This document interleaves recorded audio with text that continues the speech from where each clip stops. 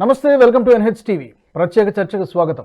జనసేన అధినేత పవన్ కళ్యాణ్ ఢిల్లీ పర్యటన చర్చనీయాంశంగా మారింది. ఒకటి, అతను చాలామంది కేంద్ర మంత్రులను కలుసుకోవడంతో పాటు ప్రధాని మోదీని కూడా కలుసుకున్నారు, చాలాసేపు భేటీ అయ్యారు. అయితే రాజకీయ వర్గాల్లో చర్చకు ఎందుకు దారితీసింది అంటే, మహారాష్ట్ర ఎన్నికల్లో పవన్ కళ్యాణ్ దాదాపుగా ఒక 10 నుంచి 15 నియోజకవర్గాల్లో ప్రచారం చేశారు. పవన్ ప్రచారం చేసిన అన్ని చోట్ల కూడా బంపర్ మెజారిటీతో అక్కడ అభ్యర్థులు గెలవడం జరిగింది.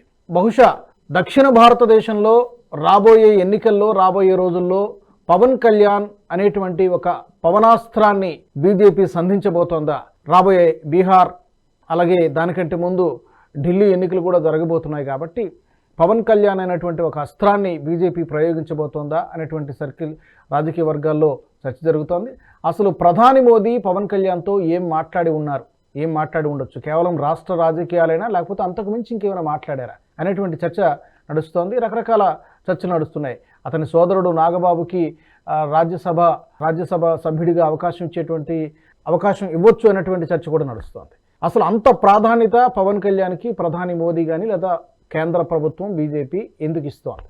దీని వెనుక లాజిక్ ఏంటి? Let's discuss. నాతో జాయిన్ అవుతున్నారు రాజకీయ విశ్లేషకులు కిషోర్తో పాటు గారు. కిషోర్ గారు నమస్తే. నమస్తే రాజు గారు. నమస్తే అండి. ఏంటి ఢిల్లీ పర్యటన?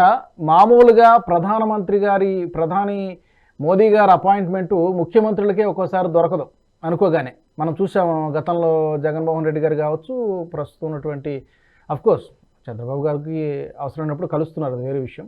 కానీ అంత పిలిపించి మరి అంతమంది కేంద్ర మంత్రుల్ని కలవడము, ఒక ముఖ్యమంత్రికి ఇవ్వాల్సినంత ఆ ప్రాధాన్యత మనకు కనబడుతోంది. పిలిపించుకుని మరి మాట్లాడడము, ఇంతమంది కేంద్ర మంత్రుల్ని కలవడము, ఆ రెడ్ కార్పెట్ వేసి వెల్కమ్ చెప్పడము ఎలా చూస్తారు? ఏదో సంథింగ్ నడుస్తోందా? నేషనలిస్ట్ హబ్ ప్రేక్షకులకి రాజుగారు మీకు అందరికీ కూడా నమస్కారం. నేను ఎప్పుడు చెప్తూ ఉంటానండి, బీజేపీ నెక్స్ట్ 5 ఏళ్ల ప్లాన్ ఇప్పటి నుంచి వేసుకుంటా కూర్చుంటుంది. దాన్ని అందరూ కూడా మర్చిపోతారు. తెలుగు మీడియాలో ఎందుకంటే అన్ని బయాస్డ్ మీడియా కాబట్టి 90%, ఎందుకంటే అందరికీ కూడా హోమ్ ఛానల్స్ కదా, ఏ పొలిటికల్ పార్టీ యొక్క ఛానల్స్ కాబట్టి వాళ్ళు ఎప్పుడు కూడా బీజేపీని ఎంకరేజ్ చేయరు. బీజేపీని ఆ విధంగా చూపిస్తూ ఉంటారు. బీజేపీ ఏం చేసినా కూడా బీజేపీ బాగా బంపర్ గా గెలిచింది నిన్న మహారాష్ట్రలో, ఈవీఎంల ప్రాబ్లం అని మాట్లాడతారు. జార్ఖండ్ లో ఓడిపోతే బీజేపీ పర్ఫార్మెన్స్ బాగాలేదు, లేకపోతే హేమంత్ సోరెన్ యొక్క టాలెంట్ తో గెలిచారు, కల్పనా సోరెన్ యొక్క నాయకత్వంలో గెలిచారని మాట్లాడతారు. ఎందుకంటే తెలుగు రాష్ట్రాల్లో బీజేపీ ఎప్పటికీ కొరకురాని కొయ్యండి. కాబట్టి ఖచ్చితంగా ఏదైతే హోమ్ ఛానల్స్ ఉన్నాయి కదా, వాళ్ళందరూ కూడా బీజేపీని అండర్మైన్ చేసి చేయాలనుకుంటారు. కానీ బీజేపీ గురించి వాస్తవాలు ఇలా రియల్ గా తెలియదు. బీజేపీని గురించి ఎప్పుడు అండర్మైన్ చేస్తానే కూర్చుంటారు. రాజుగారు, నేను ఒక విషయం చెప్తాను.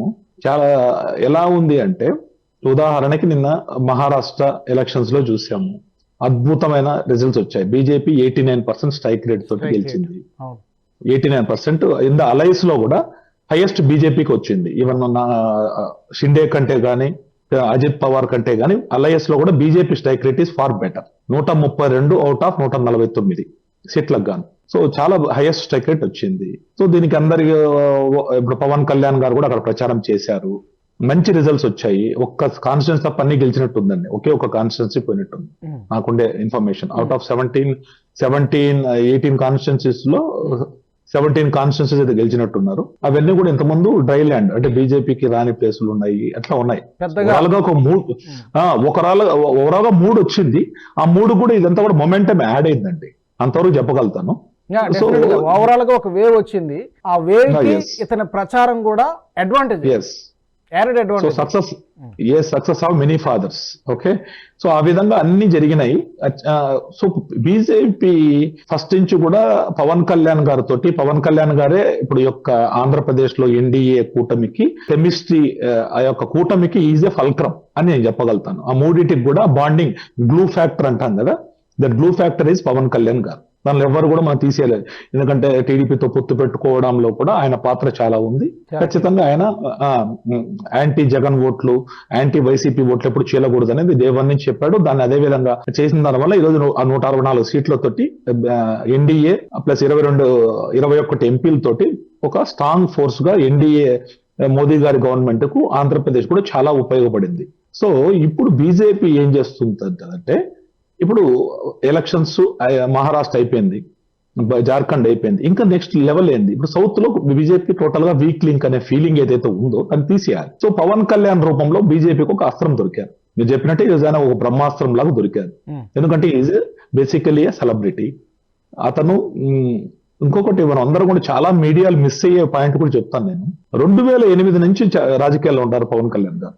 అంటే 16 సంవత్సరాలు ఏందండి రాజకీయాల్లోకి వచ్చి.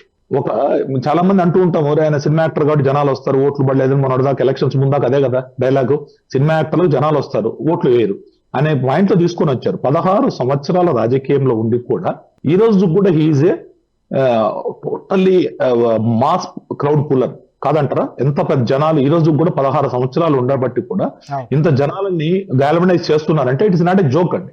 నాకు తెలిసి దేశంలోనే వెరీ రేర్ కేసు అనుకుంటాను. దేశంలో కూడా నాకు తెలిసి hardly we cannot find person like a Pawan Kalyan who sudden గా పోయి ఒక చోట నిలబడితే ఒక 5,000 మంది జనాలు కనపడుతుంది. ఇలా ఉందా చెప్పండి? నాకు తెలిసి అక్కడ లేకపోవచ్చు. దేశం మొత్తం ఎవరో క్రౌడ్ ని మనం మాబుని పూల్ చేయకపోతే రాదు. కానీ సో పవన్ కళ్యాణ్ గారికి ఆ కరిష్మా ఉంది. 16 సంవత్సరాల తర్వాత కూడా ఆ కరిష్మా మెయింటైన్ చేయడం అనేది ఆషామాషి కాదు. దాన్ని అందరం కూడా మనం యాక్సెప్ట్ చేయాల్సిన పరిస్థితి ఉంది. సో ఈ రోజు ఇంకొకటి ఏంటంటే పవన్ కళ్యాణ్ గారికి కానీ అదే జనసేన పార్టీ పవన్ కళ్యాణ్ గారికి కానీ తెలుగుదేశానికి ఒక 2 రకాల డిఫరెన్సెస్ ఉన్నాయి. ఎలాంటి అంటే మనం గమనించాల్సిన విషయాలు. తెలుగుదేశం ఒక 42 సంవత్సరాల నుంచి ఉండే పార్టీ. దానికి ఆల్రెడీ ఒక సెట్ ఆఫ్ ఒక ఐడియాలజీ ఉంటుంది, అన్ని ఉంటాయి. అదే జనసేనకు ఆ విధంగా ఇంకా స్టార్ట్ కాల. సో దట్ కెన్ బి ఈ రోజు ఆయన సనాతన ధర్మ ఇలాంటి తీసుకోవడం కారణంగా ఆయన తీసుకోవచ్చు జనసేనకి. వేరే Telugu Desam cannot take that stand also. So BJP అది చూస్తుంది ఏది పవన్ కళ్యాణ్ లోపల ఒక కరిష్మాటిక్ ఫిగర్ ను చూస్తుంది. వాస్తవానికి ఒక పొలిటికల్ పార్టీ ప్రెసిడెంట్ అలాంటి స్టెప్ తీసుకోవడం అనేది కూడా ఒక సాహసమనే చెప్పాలి. ఎందుకంటే ఒక పొలిటికల్ పార్టీకి అన్ని మతాల వాళ్ళు కావాలి, అన్ని కులాల వాళ్ళు కావాలి. ఓపెన్గా వచ్చి నేను సనాతన ధర్మాన్ని నేను నా భుజాన్ని వేసుకుంటానంటే మేబీ కొన్ని వర్గాలకు అది నచ్చకపోవచ్చు, దూరం కూడా కావచ్చు. బట్ ఆయన వచ్చి తీసుకున్నాడు అంటే ఆ స్టెప్ ఒక విధంగా దాన్ని ఒక డేరింగ్ స్టెప్ గానే చూడాలి. అవునండి, 100% it's a daring step. Entire దేశంలో పవన్ కళ్యాణ్ గారు లాగా అపార్ట్ ఫ్రమ్ బీజేపీ సనాతన ధర్మ గురించి స్టాండ్ తీసుకున్న నాయకుడు లేరు. అది కూడా ఆయనకు అడ్వాంటేజ్ గా కలిసి వస్తుంది. బీజేపీ కూడా we can rely on him అంటే ఐడియాలజీ మ్యాచ్ అవుతుంది. నాట్ ఓన్లీ ఒక ఎన్డీఏలో ఒక భాగస్వామిగా కాకుండా ఐడియాలజీ కూడా మ్యాచ్ అవుతుందని మాత్రం అనిపిస్తుంది. కాబట్టి వాళ్ళు we can rely on him. ఇప్పుడు ఆంధ్రప్రదేశ్ లో కూడా బీజేపీకి పెద్ద ఫుట్ ప్రింట్స్ లేని కారణంగా he can be A factor for BJP to take it up to next level. Next 5 ఏళ్లలో పార్టీని లాస్ట్ టైం ట్రై చేస్తారు, 5 ఏళ్ళు బీజేపీ సొంతంగా ప్రయత్నం చేయాలని. సో బీజేపీకి సరైన పట్టు దొరకకుండా పోయిందండి. ఇప్పుడు పవన్ కళ్యాణ్ గారి రూపంలో already he's a proven figure now. He's a deputy CM గా కూడా తీసుకున్నారు. ఇతను దీనిలో బీజేపీ ఉదాహరణకి నితీష్ కుమార్ గారు ఇలాంటి వాళ్ళ లాగా బీజేపీకి ఆయన ఒక మంచి దొరికారు. బీజేపీకి నితీష్ కుమార్ గారు అంటే ఆ పాయింట్ వదిలేస్తే కానీ ఓవరాల్ గా ఒక ఫ్యూచర్ లో నమ్మదగ్గ లీడర్ గా అనిపిస్తున్నారు. ప్లస్ అతని దగ్గర దమ్ము కూడా ఉంది, కెపాసిటీ ఉంది, ప్రజలలో చేసే అవకాశం, ఆదరణ ఉంది, క్రౌడ్ పుల్లరు అండ్ సనాతన ధర్మం తీసుకున్నాడు. అన్నిటికంటే ముందు అడ్వాంటేజ్ అది. మొన్న ఇప్పుడు మహారాష్ట్ర ఎలక్షన్స్ లో బీజేపీ చెప్పేటప్పుడు ఇమీడియట్ గా వెళ్ళి 2 రోజులు ఆయన మంచి బిజీ స్కెడ్యూల్ లో ఆ 2 రోజులు ఆయన షూటింగ్లు చేసుకుంటే ఇంకా ఎక్కువ డబ్బులు వచ్చి ఉంటాయి. అయినా కూడా ఆయన వెళ్ళి ఒక ఎన్డీఏలో మిత్రపక్షం లాగా వెళ్ళి అతనికి ప్రచారం చేసి బీజేపీకి ఈ యొక్క ఈ విధమైన విజయంలో ఆయన పాత్రను కూడా ఒక స్టాంప్ వేసుకున్నారు. ఆయన మాట్లాడిన విధానం బాగా ఆకట్టుకుంది. మీరు గమనిస్తే ఆయన మాట్లాడిన విధానం బాగా ఆకట్టుకుంది. ఛత్రపతి శివాజీ గురించి ప్రస్తావించడం, మరాఠా సెంటిమెంట్ గురించి మాట్లాడడం, బాలాసాహెబ్ థాకరే గురించి మాట్లాడడం, ఇవన్నీ కూడా జనరల్గా ఏంటంటే పక్క రాష్ట్రం గురించి అంత స్టడీ చేస్తున్నారు అనేటువంటి విషయం ఆయనకు అంత అవగాహన ఉంది. అది అక్కడ ప్రజల్ని ఆకట్టుకోగలిగారు. పవన్ కళ్యాణ్ గారి గురించి చాలా మంది తెలియదు ఏంటంటే ఆయన బుక్స్ బాగా చదువుతారండి. ఆయన దగ్గర సబ్జెక్ట్ చాలా ఉంది, ఇన్ డెప్త్ సబ్జెక్ట్ ఉంది. సో దాని కారణంగా ఏదో చిన్న స్లిప్ లో రాసిస్తే నేర్చుకుని చదువుకోబోయే వ్యక్తి కాదు ఆయన. బుక్స్ చదువుతారు, దాని గురించి ఒక డెప్త్ గా పోతారు కాబట్టి ఒక అడ్వాంటేజ్ ఉంది. సో బీజేపీ ఇవన్నీ కూడా ఆలోచన చేసి, మీకు తెలుసో తెలియదు, ఇప్పుడు ఏమైందంటే మహారాష్ట్ర ఎలక్షన్స్ అయిపోయింది. బీజేపీ ఇమీడియట్ గా ఏం చేసింది తెలుసా మీకు? ఈ రోజు తెలంగాణ ఎంపీలు, ఎమ్మెల్యేలు, ఎమ్మెల్సీలతోటి బీజేపీ మీటింగ్స్ జరిగింది. మోదీ గారు కూర్చున్నారు తెలుసా మీకు? సో ఢిల్లీలో ఆ మీటింగ్ కూడా అయిపోయింది. సో ఒకరే కాదు, అన్ని రకాలుగా చేస్తున్నారు. అంటే తెలంగాణ ఎలక్షన్స్ ఉన్నాయి రేపు. ఇప్పుడు మనం అనుకుంటున్నాం జమిలీ ఎన్నికలు రావచ్చు అనేసి. ఈ క్రమంలో వీళ్ళందరినీ కూడా గ్యాలవనైజ్ చేస్తున్నారని ఒక ఆలోచన వస్తుందండి. నెక్స్ట్ ఏంది, ఎక్కడెక్కడ వీక్ లింక్స్ ఉన్నాయి దాన్ని అంతా సెట్ చేసి ఆంధ్ర, తెలంగాణ, తమిళనాడు ఎలక్షన్స్ వస్తాయి 2026లో. సో మధ్యలో జమీల్ ఎప్పుడు వస్తుందో తెలియడం లేదు. ఇవన్నిటికీ ముందే ప్రిపేర్. అంటే చెప్తున్నాను కదా, బీజేపీ ఎలక్షన్ అయిపోయింది, మనం బాగా గెలిచాము, మహారాష్ట్ర గ్లోరీ తోటే మనం ఒక నెల రోజులు హనీమూన్ పీరియడ్ లాగా ఉంటామని అనుకోదండి. Immediately it will start its operation for next level. Next 5 years కి మీరు అన్నట్టుగా నెక్స్ట్ రాబోయే 5 years కి ప్లాన్ ఉంటుందేమో బహుశా.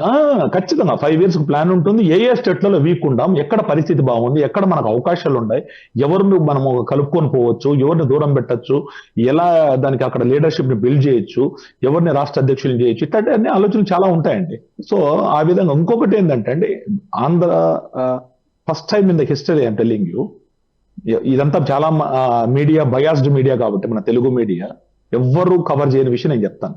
ఆంధ్ర, తెలంగాణలో అంటే తెలుగు రాష్ట్రాల్లో హైయెస్ట్ ఎవర్ టాలీ ఈరోజు బీజేపీది ఉంది. తెలుసా మీకు? ఇంతకుముందు బీజేపీ చరిత్రలో రానన్ని సీట్లు వచ్చినాయి. 11 ఎంపీలు 2 తెలుగు రాష్ట్రాల్లో కలిపితే 8+3, తెలంగాణలో 8, ఆంధ్రాలో 3, 11 ఎంపీ సీట్లు, 16 ఎమ్మెల్యేలు, ఇక్కడ 8 అక్కడ 8. ఇలాంటి స్కోర్ ఈ రోజు దాకా బీజేపీకి రాలేదండి. బీజేపీ టాలీ హైయెస్ట్ 99లో వచ్చింది. ఆ రోజు వచ్చి 7 ఎంపీ సీట్లు, 12 ఎమ్మెల్యేలు వచ్చినాయి.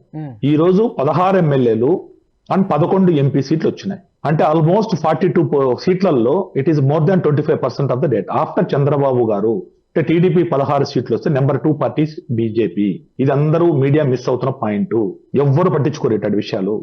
కాబట్టి ఇంకొకటి కూడా నేను చెప్పాలనుకుంటున్నాను, నేషనలిస్ట్ ప్రేక్షకులు కూడా, ఎవ్వరు కూడా నేషనలిస్ట్ ప్రేక్షకులు మన ఆంధ్రలో ఈ మీడియా అంతా ఎలా మాట్లాడుతుందంటే బీజేపీకి ఓట్లు లేవు, 0.7% పార్టీ ఆంధ్రప్రదేశ్ లో అంటారు కదా. ఒక్కసారి చూడండి, ఈ యొక్క అవిభాజ్య ఆంధ్రప్రదేశ్ లో 2014 నుంచి తీసుకుంటే 2014 ఎవరు గవర్నమెంట్ వచ్చింది రాజు గారు? ఎవరిది వచ్చింది గవర్నమెంట్? కూటమి. ఆంధ్రాలో కూటమే, ఎన్డీఏ కూటమి కదా, under the leadership of Modi గారు. అవునా? ఎన్డీఏ కూటమి. 19లో ఎవరిది వచ్చిందండి? 19లో మళ్ళీ జగన్ కూడా బీజేపీ నచ్చితేనే కదా. ఆ రోజు చంద్రబాబు గారికి బీజేపీకి ఇది కాకుండా బీజేపీ నచ్చిన పార్టీ వచ్చిందా రాలేదా? 19లో. 24లో మళ్ళీ కూటమి. సో ఈ లెక్కన ఎత్తుకోండి, 14, 19, 24 ఆంధ్రప్రదేశ్ ప్రజలు బీజేపీ వైపు ఉండాలనే దానికి నిదర్శనమా కాదా చెప్పండి. సో ఇది కూడా మనం గమనించాలి. ఈ విధంగా పవన్ కళ్యాణ్ గారి రూపంలో బీజేపీకి ఒక వరంలా దొరికారు. ఖచ్చితంగా ఆయన నమ్మదగ్గ పార్ట్నర్ లాగా ఆలోచించి, ప్లస్ దమ్ముండే వ్యక్తిగా, ఒక సబ్జెక్ట్ ఉండే వ్యక్తిగా, సనాతన ధర్మాన్ని టేక్ ఓవర్ చేసిన వ్యక్తిగా ఉన్నారు కాబట్టి ఆయనకు అంత ప్రిఫరెన్స్ ఇస్తున్నారని నేను అనుకుంటానండి. డిప్యూటీ సీఎం కావచ్చు. నాకుండే దీని ఇన్ఫర్మేషన్ ప్రకారం అయితే వాళ్ళు ఇంకా క్యాబినెట్ కూడా తీసుకోలేదు. 2 సీట్లు ఉన్నాయి కదా, 2 సీట్లు వచ్చి జేడీఎస్ కు క్యాబినెట్ మినిస్టర్ ఇచ్చారు. సో ఇక్కడ కూడా ఏదో మంచి ఈవెన్ నాగేంద్ర బాబు గారికి ఏమైనా రాజ్యసభ ఇచ్చి మినిస్టర్ బంపర్ ఆఫర్ ఇచ్చారనే ప్రచారం జరుగుతోంది. బంపర్ ఆఫర్, మరి అది ఆ ఆఫర్ ఏమై ఉండొచ్చు? నేరుగా అతనికే ఉంటుంది. ఆల్రెడీ ఇక్కడ అతను డిప్యూటీ సీఎంగా ఉన్నారు కాబట్టి మేబీ అతనికి ఇంకేమీ కొత్తగా ఇవ్వడానికి ఆస్కారం లేదేమో.